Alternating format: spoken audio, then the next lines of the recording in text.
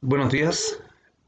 A continuación revisaremos la guía número uno de lengua y literatura, o más bien lo que ustedes conocen como la retroalimentación. Bien, ustedes saben que tenían que darle comprensión al texto, al pequeño cuento que se llamaba Episodio del Enemigo. La habilidad que ustedes trabajaban era justamente la lectura y también la comprensión. Para hacerlo evidente esto, ustedes demuestran cuál es la información relevante en función de la temática del texto. Comprenden las ideas principales a partir de la temática, que vendrían siendo hechos o situaciones que se generan en la obra que se narra. ¿Cómo se comprende? Todas estas respuestas ustedes las tenían que responder al final del texto. Era la última hoja. Es allí donde tenían que responderla. Y además demostraban a partir de estas respuestas cómo ustedes están comprendiendo el texto, es decir, cómo están realizando la actividad. Pregunta número uno: ¿cuál es el tipo de texto y qué elementos lo componen? eh, Tipo de texto, ustedes bien saben que se trata de un cuento, por lo tanto es un texto literario. Los elementos que lo componen aparecen en la pregunta número 2, por lo tanto eh, podían evidenciar rápidamente cuál era la respuesta número 1. Si es que no se dieron cuenta, los que deberían haber respondido a esa pregunta era justamente la estructura de análisis del género narrativo al cual pertenece el cuento.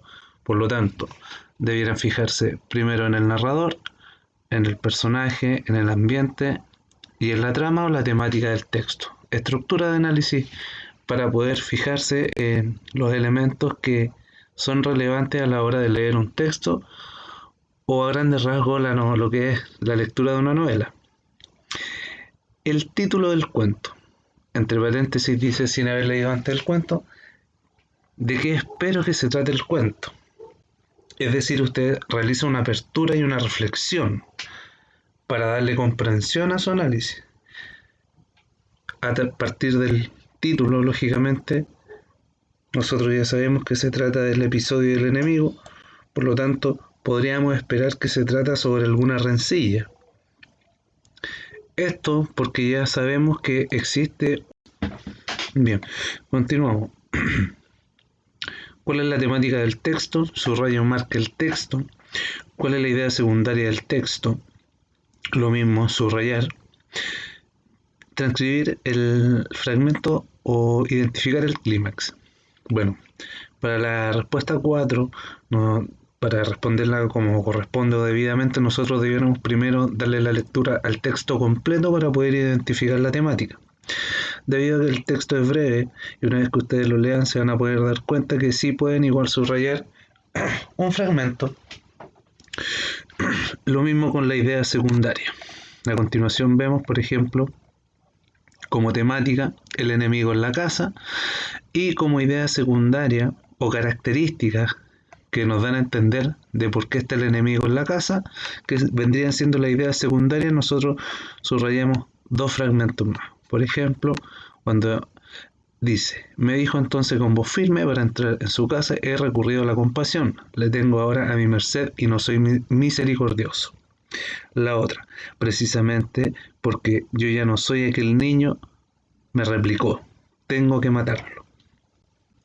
Características de por qué la temática y el enemigo está dentro de su casa. Lo otro, si nosotros quisiéramos transcribir un clímax, por ejemplo, podría ser lo que acabamos de leer como idea secundaria, o también el texto marcado, en verdad que hace tiempo maltraté a un niño, pero usted ya no es aquel niño ni yo aquel insensato. Además, la venganza no es menos vanidosa ni ridícula que el perdón. Es decir, esta parte que remite el conflicto a años anteriores, nos podría más o menos dar luces de lo que podría ser el clímax. Todas, como bien dijimos anteriormente, estas respuestas ustedes les dan o las transcriben en la hoja que sale al final del texto. Para la pregunta 1, ustedes saben que siempre surge un análisis entre dos alternativas, dos que podrían ser correctas. Para este caso solamente es A o B, pero la A es la correcta porque nos entrega más información, cómo querían asesinar al personaje principal a partir de un engaño. 2. Acá podría ser la alternativa A o C, pero es C, al igual que la anterior, porque nos entrega más información que la alternativa A. La acción se da porque tiene que tomar venganza sobre lo ocurrido hace años atrás. La número 3, ¿qué tipo de narrador nos muestra el relato? Podría ser homodiegético, personaje y protagonista. Podrían ser A, B o C, pero la correcta es protagonista debido a que en torno al mismo personaje que nos relata la historia ocurre el suceso. Por lo tanto, el narrador que nos relata la historia es el personaje protagonista. Al igual que la otra alternativa, aquí puede ser la alternativa B o D, pero la alternativa D nos dice justamente qué es lo que identifica la temática del texto o por qué el enemigo va a la casa.